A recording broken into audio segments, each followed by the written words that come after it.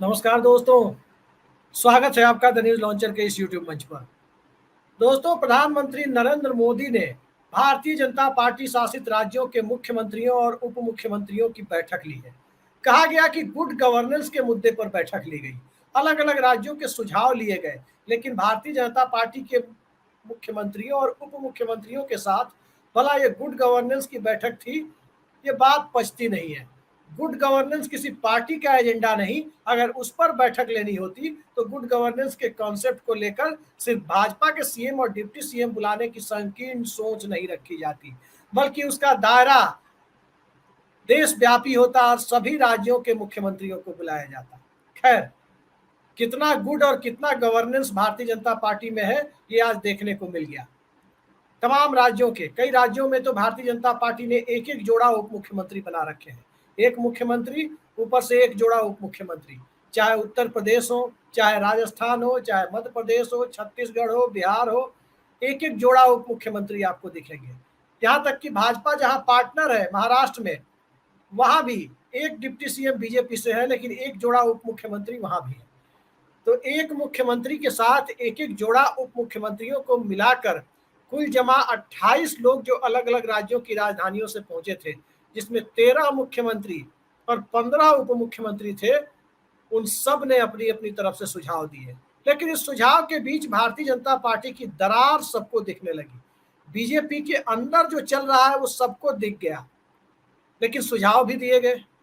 पहले सुझाव की ही संक्षिप्त चर्चा कर ले तो बिहार के पगड़ी हटा चुके उप मुख्यमंत्री नीतीश कुमार को हटाने की, मुख्यमंत्री पद से हटाने की कसम खाने वाले उप मुख्यमंत्री जो पगड़ी हटाकर पहुंचे थे, पगड़ी उनकी खुलवा दी नीतीश कुमार ने। वो अवैध खनन रोकने के लिए, इलीगल माइनिंग रोकने के लिए सुझाव दे रहे थे। उत्तर प्रदेश के तरफ से आए हुए लोग 1 ट्रिलियन की इकोनॉमी कैसे बनाई जाएगी, वो सुझाव दे रहे थे। परीक्षा प्रणाली कैसे फुल प्रूफ हो, ये असम के मुख्यमंत्री हिमंता साहब सुझाव दे रहे थे। और सौर ऊर्जा को लेकर गुजरात के मुख्यमंत्री सुझाव दे रहे थे। ऐसे ही तमाम सुझाव देने और लेने का सिलसिला चलता रहा। प्रधानमंत्री जो अपनी तरफ से टिप्स देते हैं, आपने देखा होगा छात्रों को भी एक दौर में वो परीक्षा पर चर्चा में टिप्स दे रहे थे कि कठिन सवालों को पहले हल करें। तो प्रधानमंत्री टिप्स देते रहते हैं कि किस प्रकार से क्या होता है। कई बार वो विज्ञान के स्थापित नियमों को भी पलट देते हैं। लेकिन फिलहाल तो भारतीय जनता पार्टी का पिरामिड ही पलटा हुआ दिखाई दे रहा है। और आज इसकी झलक सबके सामने दिख गई जब वो फुटेज सामने आ गई। क्या दिखा उस फुटेज में? फुटेज में यही दिख रहा था कि भारतीय जनता पार्टी के तमाम शीर्षस्थ नेता एक एक कर उस बैठक में आ रहे हैं। 4 कुर्सियां खाली है, तमाम मुख्यमंत्रियों और उप मुख्यमंत्रियों को छोड़कर 4 कुर्सियां खाली है। और उन 4 कुर्सियों पर बैठने के लिए 4 लोग एक एक कर आ रहे हैं। सबसे आगे भाजपा के चाणक्य कहे जाने वाले गृह मंत्री अमित शाह आते हैं, वो बैठते हैं। सभी लोग खड़े होकर उनका अभिवादन करते हैं, हाथ जोड़कर अभिवादन करते हैं। लेकिन उत्तर प्रदेश के मुख्यमंत्री योगी आदित्यनाथ उनका हाथ जोड़कर अभिवादन नहीं करते। उनके ठीक पीछे राजनाथ सिंह आते हैं। राजनाथ सिंह का न सिर्फ अभिवादन करते हैं योगी आदित्यनाथ, सभी लोग उनका भी अभिवादन करते हैं, लेकिन राजनाथ सिंह का हाथ जोड़कर अभिवादन योगी आदित्यनाथ ने किया और अपने बगल वाली कुर्सी पर बैठने के लिए उनसे आग्रह भी किया। वो बैठ भी जाते हैं। और फिर उसके पीछे नंबर 3 पर भारतीय जनता पार्टी के मौजूदा अध्यक्ष, प्रोटोकॉल मंत्री की भी भूमिका निभाते रहे लंबे वक्त तक, जब प्रधानमंत्री विदेश जाते रहे हैं तो अघोषित प्रोटोकॉल मंत्री की तरह वो एयरपोर्ट पे खड़े रहते हैं। देवताओं के देवता भी प्रधानमंत्री को कहते हैं। तो नंबर 3 पर जेपी नड्डा साहब आए। जेपी नड्डा साहब की जब एंट्री होती है तो उन्हें भी प्रणाम करने की जहमत योगी आदित्यनाथ नहीं उठाते हैं। सभी मुख्यमंत्री सम्मान में खड़े होकर अभिवादन करते हैं, लेकिन हाथ जोड़ने की जहमत नहीं उठाते हैं उत्तर प्रदेश के मुख्यमंत्री। और चौथे नंबर पर वाकई जेपी नड्डा के शब्दों में जिन्हें देवताओं का देवता कहा जाता है, वो आते हैं, प्रधानमंत्री नरेंद्र मोदी। और जब उनकी एंट्री होती है तो तमाम भारतीय जनता पार्टी के नेता, वहां पर जो भी लोग मौजूद थे, तमाम सीएम और डिप्टी सीएम, सभी हाथ जोड़कर अभिवादन करते हैं। लेकिन उत्तर प्रदेश के मुख्यमंत्री योगी आदित्यनाथ दोनों हाथ नीचे कर खड़े रहते हैं। तो सब ये फुटेज पूरे देश ने देखी है। क्योंकि कॉपीराइट का मामला है, हम दिखा नहीं सकते, लेकिन ट्विटर पर और बाकी जगह आप देख सकते हो फुटेज चल रही है। तो इस एक फुटेज के माध्यम से भारतीय जनता पार्टी के अंदर कितना गुड और कितना गवर्नेंस है, ये सबको दिखाई दे गया। और सबको इसलिए भी दिखाई दे गया क्योंकि दिल्ली और लखनऊ के बीच रिफ्ट की खबरें पहले से आ रही है। दिल्ली और लखनऊ के बीच की रार के बीच संघ के द्वारा, आरएसएस के द्वारा एक लाइन लिए जाने की खबरें भी आ रही है।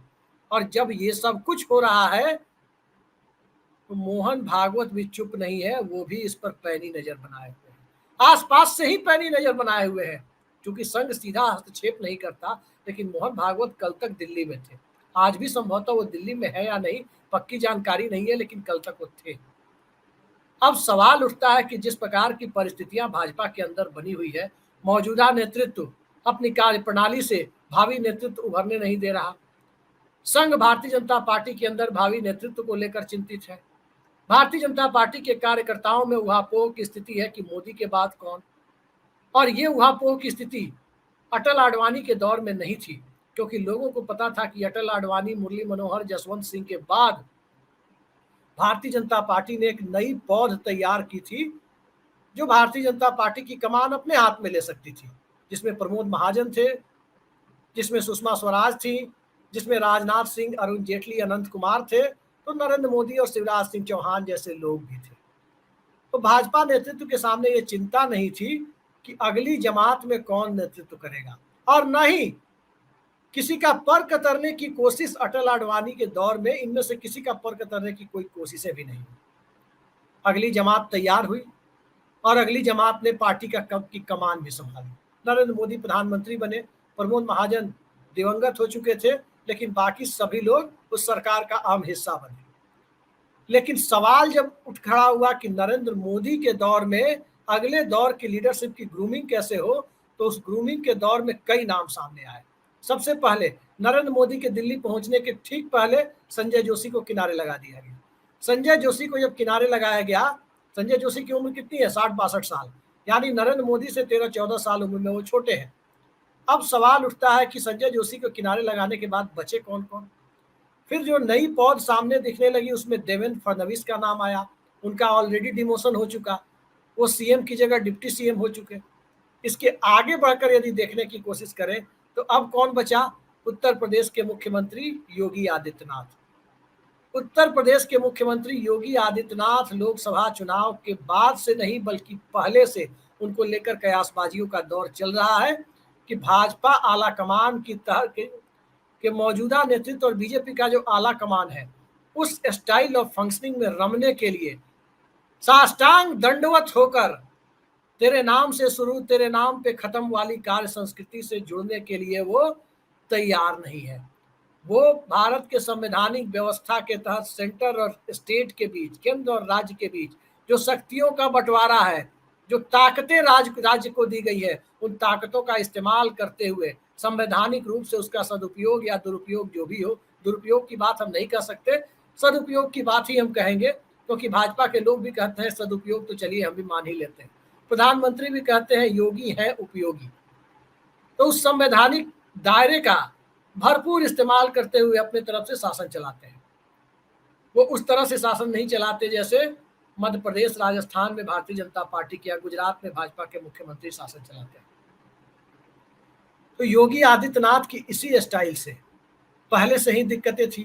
बहाना ढूंढा जा रहा था कि योगी आदित्यनाथ को भी कैसे रिप्लेस किया जाए, उनकी जगह नया सीएम कैसे लाया जाए। और लोकसभा चुनाव में जिस तरह से उत्तर प्रदेश से प्रदर्शन हुआ, ये अलग बात है कि उत्तर प्रदेश में टिकट बंटवारा योगी आदित्यनाथ के कहने से तो हुआ नहीं था।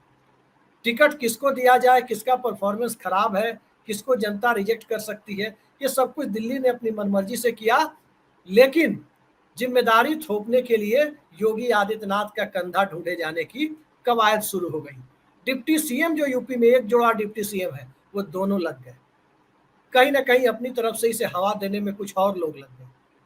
लेकिन इस हवा देने और इस हवा के बीच राजनीतिक रोटी सेकने की कवायद जब चल रही हो और उस दरमियान ऐसी फुटेज सामने आ जाए जिस फुटेज से सारी कहानी सबके सामने खुलकर आते हुए दिखे कि भारतीय जनता पार्टी के अंदर सब कुछ ठीक ठाक नहीं है, तो गुड गवर्नेंस के नाम पर बुलाई गई सीएम और एक एक जोड़ा डिप्टी सीएम की जो पूरी खेप दिल्ली में इकट्ठा की गई, उसमें सब कुछ सामने आ जाता है।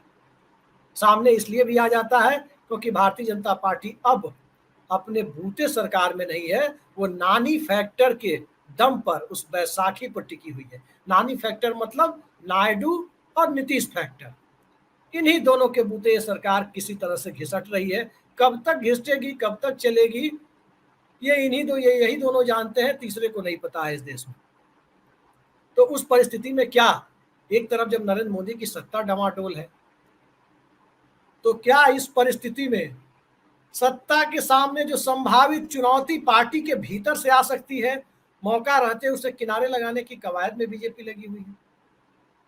क्या योगी आदित्यनाथ 1 ट्रिलियन का जो एजेंडा देकर गए हैं, क्या 1 ट्रिलियन के एजेंडे को आगे बढ़ाने के लिए उनकी जगह नया मुख्यमंत्री लाया जाएगा?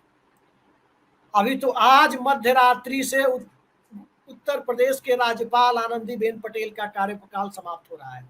अगर आज रात तक या कल सुबह तक केंद्र सरकार ने कोई अधिसूचना जारी नहीं की नए राज्यपाल की नियुक्ति से संबंधित, या आनंदीबेन पटेल को अगला कार्यकाल देने से संबंधित, या उन्हें कार्यवाहक तौर पर कुछ दिनों तक बने रहने से संबंधित, तो आज रात के बाद उत्तर प्रदेश में इलाहाबाद हाई कोर्ट के चीफ जस्टिस को कार्यवाहक राज्यपाल की भूमिका में अपने संवैधानिक दायित्वों की पूर्ति के लिए आना पड़ सकता है। ये उत्तर प्रदेश के हालात हैं। मुख्यमंत्री पर हम चर्चा कर रहे हैं। आज 28 जुलाई है। 29 जुलाई 2019 को आनंदीबेन पटेल ने राज्यपाल पद की शपथ ली थी, और इस लिहाज से जो संवैधानिक जो प्रावधान है उसके लिहाज से आज मध्य रात्रि को उनका कार्यकाल खत्म हो जाएगा, यानी 28 जुलाई को खत्म हो जाएगा मध्य रात्रि को उनका कार्यकाल। अब तक नए राज्यपाल की जानकारी नहीं आई है।